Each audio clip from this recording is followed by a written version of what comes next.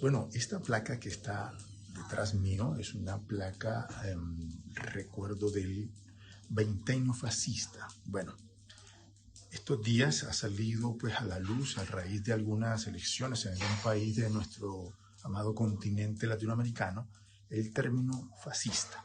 Y estoy aquí pues donde nació realmente el fascismo. Así que vamos a definir un poco en términos muy concretos el espectro y el alcance político de ese término. Esta placa fue instaurada por posición del gobierno de Mussolini en cada uno de los pueblos de la Italia, recordando el asedio, por así decirlo, ellos lo denominaron así, que fueron las sanciones instauradas por las Naciones Unidas en 1935, que duraron hasta 1936, y bueno, que prohibían pues el comercio de armamento bélico por parte de la Italia, en respuesta al ataque o a la ocupación hecha por Italia a un país africano.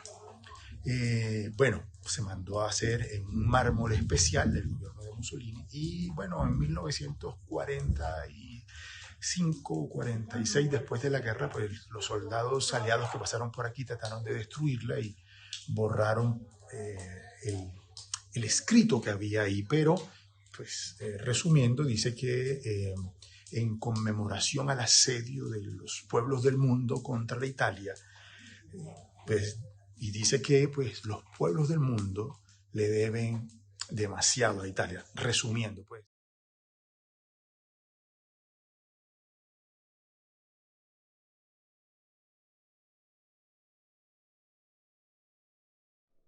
El término fascista o su variante mucho más común, que es el facho, la variante que más comúnmente se usa, es un término, una muletilla, por así decirlo, se ha convertido en una muletilla a través de los tiempos para descalificar al oponente político, cuando pues los argumentos en algunas veces carecen de objetividad para debatir en lo político. Ahora bien, esto no quiere decir que no preocupan algunos comportamientos de algunos políticos que en su afán de poder instaurar algún tipo de idea recurren pues a estrategias poco ortodoxas o poco comunes en su accionar político. Pero bien, el término entonces fascista, ¿qué quiere decir? Bueno, para remontarnos hay que, al origen, hay que entender que este término fue acuñado precisamente aquí en Italia, donde me encuentro, por Benito Mussolini. Así que vamos en primera parte a definir quién era Benito Mussolini, qué pensaba y qué catalogó él, porque entre otras cosas en el espectro político es muy difícil de hacer una definición concreta sobre el término fascista, porque bueno, solamente fue aplicado aquí en Italia, pero la historia nos demuestra unas características que son las que vamos a definir hoy. Benito Mussolini nació en una provincia italiana y pues quiso librarse en diversas ocasiones de prestar el servicio militar. Su padre, un herrero, está afiliado al partido comunista, al partido socialista, igual que su madre, que era una maestra. Así que en sus primeros años él bebió de las doctrinas socialistas y comunistas, perteneciendo durante la mayor parte de su juventud al Partido Comunista. Dirigió durante algún tiempo incluso el órgano de propaganda del Partido Socialista Italiano. Pues ese órgano de propaganda se llamaba el periódico Avanti.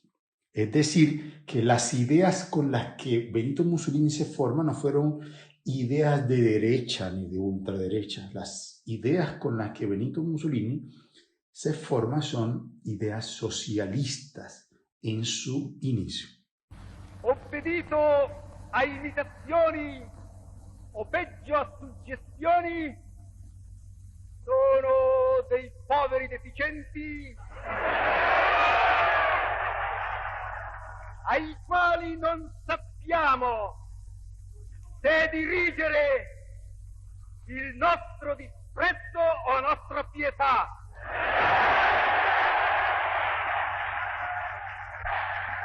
Bueno, cuando nace el fascismo, para los políticos de la época era difícil darle una categoría por los diferentes movimientos que hacía Mussolini, su origen y las políticas que dirigía. Pero la historia pues ya nos ha demostrado que podemos definir varias cosas. Es que el marxismo y el fascismo tienen un mismo origen, que es la clase obrera.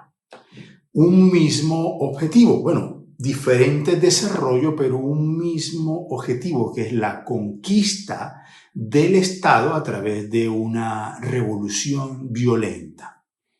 ¿Dónde cambia el fascismo y el marxismo? En este caso, pues lo que conocemos como socialismo, es en que, bueno, el marxismo procura la instauración de la dictadura del proletariado, y el fascismo en la dictadura nacional. Esa es una de las diferencias. Como ambas concesiones políticas estaban pues en contra del capitalismo por oprimir a la clase obrera, entonces otra de las diferencias es que los medios de producción en el sistema marxista, socialista, hacen parte pues de la propiedad del Estado, mientras que en el sistema fascista se permite de manera controlada la propiedad privada. Después de la marcha sobre Roma de octubre, los principales postulados económicos del gobierno fascista, del gobierno de Mussolini, fueron pues la implantación de las 8 horas laborales, que la mujer podía ejercer el derecho al voto, en fin, una cantidad de medidas de corte socialista que evidentemente acercan mucho más al fascismo con la doctrina socialista. Entonces, eso es un asunto realmente importante que hay que tener claridad al momento de hacer una categorización.